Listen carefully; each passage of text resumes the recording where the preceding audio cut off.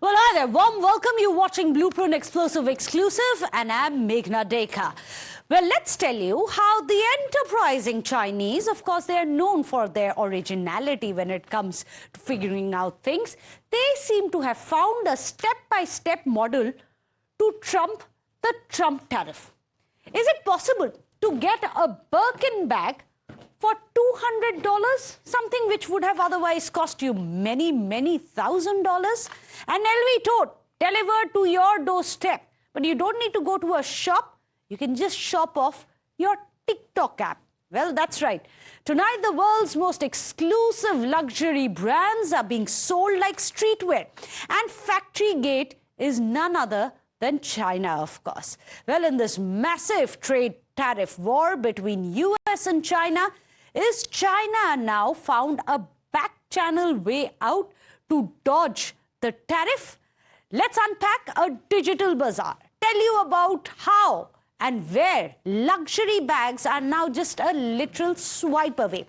50 to 100 times much cheaper than if you go and buy it from the original brand. A place where sellers offer same copies and yet much cheaper, skipping the global tariffs, bypassing the brand control and possibly rewriting the rules of global fashion. Well, let's see some of these examples. Well, first we are going to get you the iconic Birkin bag. It has been worn and carried around. It is a status symbol. Many of the topmost Hollywood, Bollywood stars have been seen in iconic Birkin bags. Well, this is one such. What is the actual price? It's a status symbol and a price tag comes at $38,000. But if you go to TikTok, in America, it is being sold for just $1,400. That is less than 4% of the original cost. You also have the classic Louis Vuitton. There you have it on your screens, which retails globally at around $3,600. It is popping up on TikTok for a jaw-dropping $50, much cheaper than a city in the metro city as well, isn't it? Well, the elegant Dior bag, which typically costs about over $6,000, is available in China for merely $300, a 95% markdown if you're counting.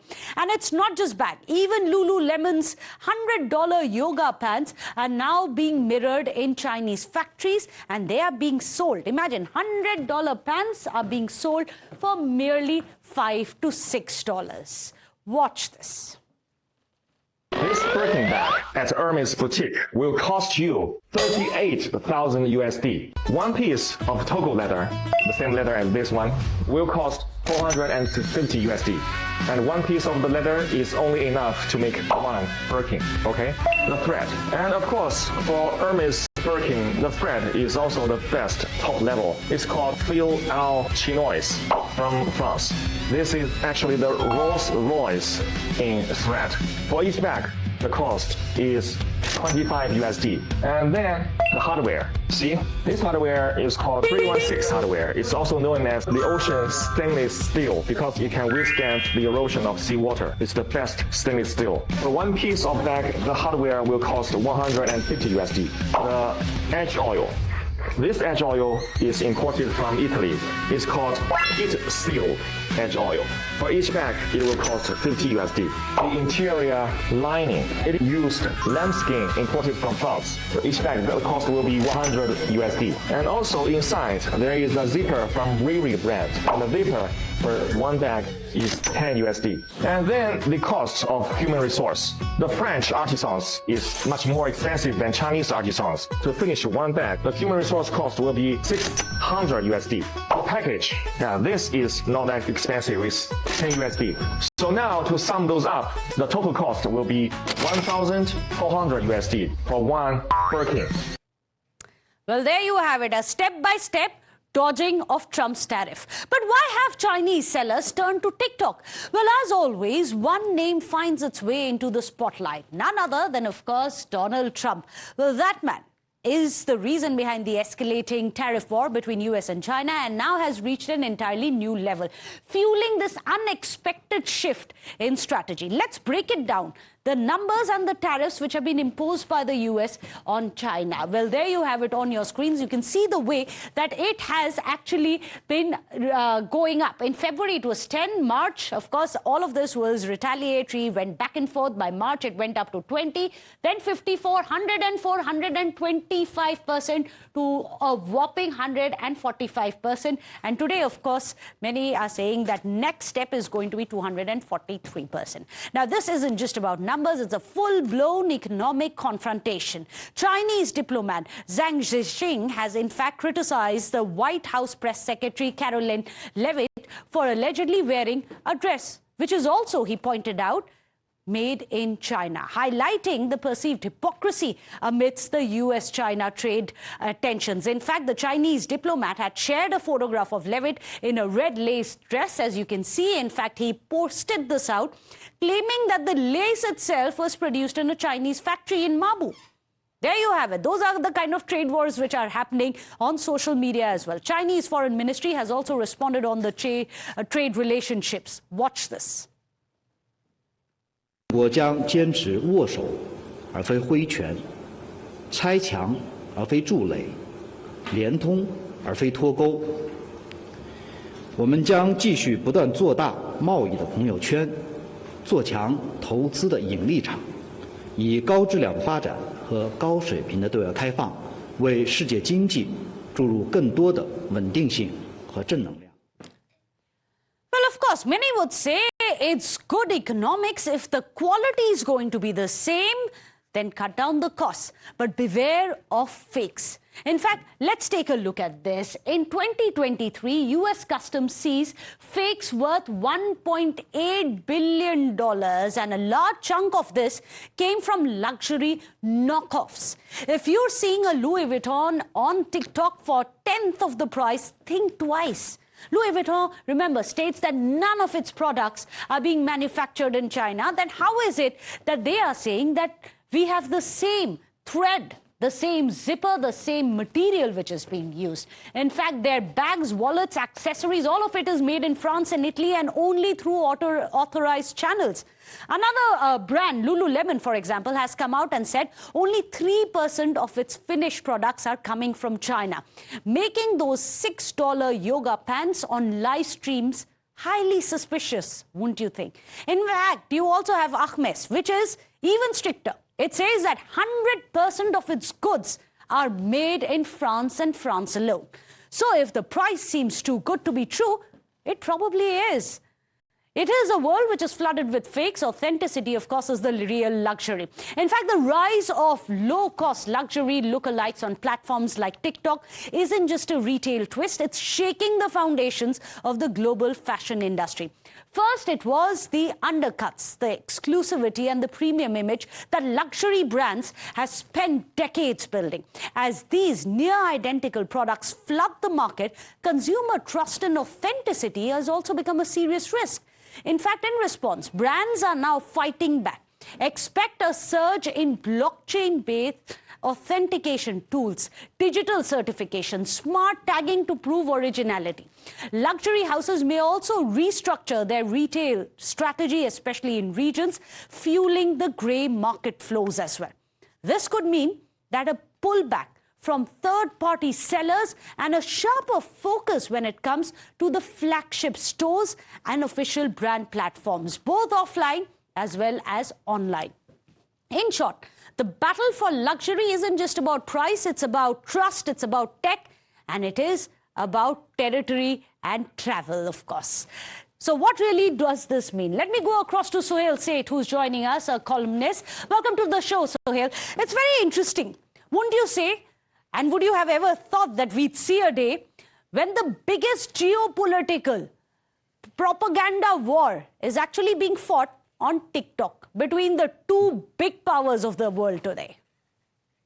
See, as you said in your opening remarks, there are two things to this. The people who want to buy a real Birkin will buy a real Birkin. Mm-hmm. This is not the first time that fakes have invaded the marketplace. If you go to Venice, in St. Marco Square, you will find a lot of people selling fakes. They do that on the streets of Manhattan. They do that all over the world. In fact, in France, they have a very peculiar and interesting rule. If they catch you with a fake, you are the one who's penalized. Therefore, trying to discourage people from buying fakes. It all depends, Meghna, on who, what wants what, and how happy are they knowing to themselves that they're actually carrying a fake. B, I don't think Donald Trump will have or will be affected so much, both as a person and as president of the United States, with all of this, because the people who are going to wait endlessly for a Birkin or for a Louis Vuitton will continue to do so. In fact, to my mind, China is hurting itself. If I were China, and if I say that I have the same zipper, do what BYD has done in the automotive space, launch a brand that is world-class, which people might buy. You know, they've done that in electronics. They've done that in now automotives, as I mentioned, with BYD. So I don't think the issue is by creating fakes and trying to disrupt. The disruption will happen. There are a lot of people who will buy fakes. But I'm saying that it will not disrupt the Hermeses and the Louis Vuittons to the extent that you imagine. Because even if the pricing goes high, look at what's happening in the UK.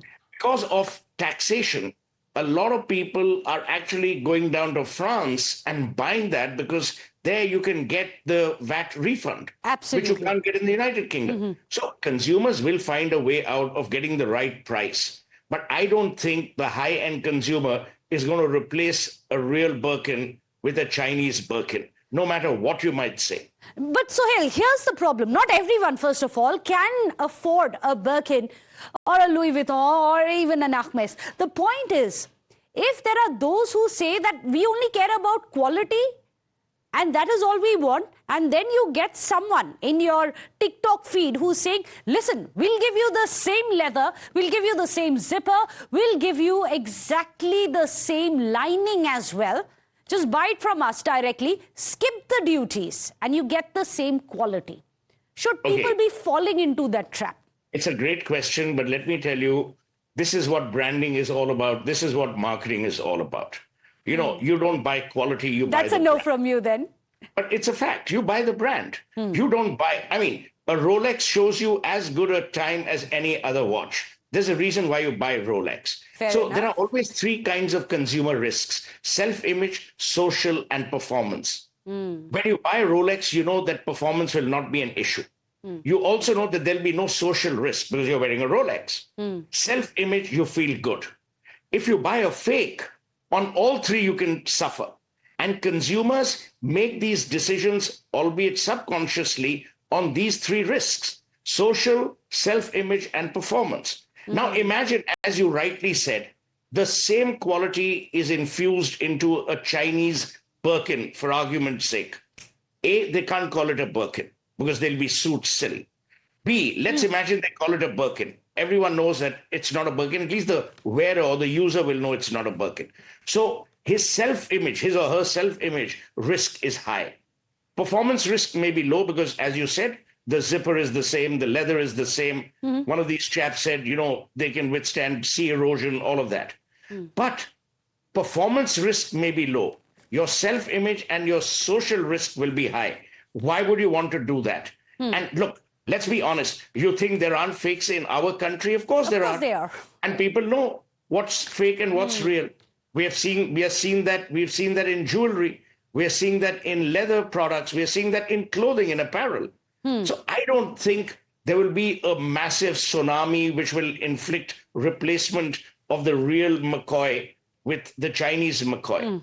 I don't think that's going to happen in a hurry. The Chinese McCoy would be cheaper, but perhaps not exactly the same as it. But Sohail, there is going to be a huge disruption that's already begun of the global supply chains. As we all know, everything is interconnected. What kind of an impact will Trump's tariffs have on that? Because as we all know, it's one thing to say, bring all the manufacturing back to America. It doesn't happen overnight. It is unlikely to happen overnight. What needs to be done from here onwards to tweak the global supply chains? Of course, these are the initial times, but what impact will it have? Is it so easy to say now onwards everything will be made in America when many say that up to 80% it's all made in China? No, so you asked a very pertinent question. Let me tell you what's going to happen. Number one, American consumers are going to pay far more for the real deal if and when they want that real deal. So Birkins, Louis Vuitton, all of those will become frightfully expensive because of the tariffs that have been imposed. What you have to check is whether the tariffs that are being imposed on a France or an Italy are the same as China. Obviously not. Of course. China's got the rough end of the stick, perhaps deservedly so. I'm no fan of China. So the real thing is, will the American consumer pay more? Of course, he or she will pay more. But then that's the choice that consumers make. We have seen a spike in watches, for instance. Today, the second-hand market for watches is huge because there's no supply. Now, that's happening in a non-tariff environment as well. Also, remember, Meghna, people find ways of buying things where those things are cheaper. Do you remember 20 years ago or 15 years ago, people would go to Dubai to shop? Today, shopping in Dubai is 30% more expensive than shopping in London. Earlier, people would shop in London because of the VAT refund. That stopped. So geopolitically, markets shift depending on the taxation provisos that are inflicted upon those markets by their governments. I think long-term, what Trump is trying to do is to bring back manufacturing. But that, to my mind, is heavy-duty manufacturing that he should be focusing on. You know, Absolutely. There's something that you cannot replace. You can't have a Ferrari being manufactured in America, to my mind. If they do it, good for them. So And even the most luxurious of leather hand purses, do you really want to take the manufacturing away from a France and an Italy? Of course. Absolutely. Of course, you have Giorgia Meloni there. She's currently there. We'll have to wait and see what comes out of those meetings. Of course, remember, the tariff war is still midway through. I'm going to say midway through because at the end of it, even Donald Trump has said, let's put everything on pause. We are in the middle of negotiations. Today, he says that he's very fond of Giorgia Meloni. But what happens next? Well, I believe only Trump can know. But it's a pleasure, Sohail Seth, to have you on the show. In short, essentially, the battle for luxury isn't just about the pricing, as Sohail Seth has said. It's more about the trust, the tech, the territory, but also, most importantly, the brand. Well, with that, a short break. Don't go anywhere.